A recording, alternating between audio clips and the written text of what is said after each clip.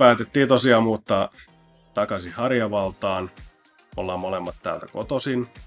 Ja niin asuttiin tässä välissä useampi vuosi Porissa. Ja sitten meillä kävi sillä, että lapsi ilmoitti tulostaan ja sitten rupesi tulemaan vähän kiire sitten hankkia asuntoa, niin päädyttiin sitten tänne. Täältä löytyi mukava tontti ja laitettiin siitä sitten rattaat pyörimään.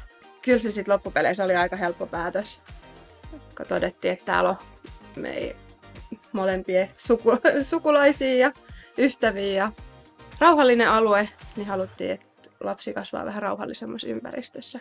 Niitä on meidän mielestä ainakin niin kuin hyvällä sijainnilla. Tästä pääsee tästä on lyhyt matka niin kuin tässä Harjavallassa joka paikkaa, päiväkotiin, kouluun, keskustaa.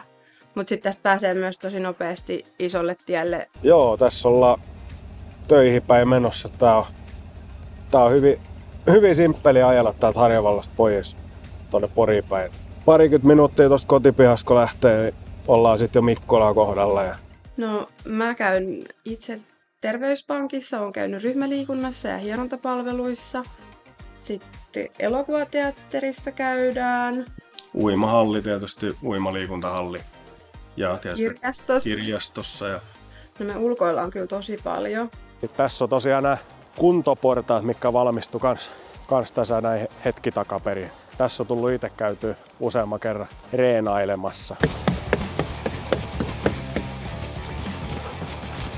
Joo, kyllä toi mäki tuossa viime loppukesästä valmistui.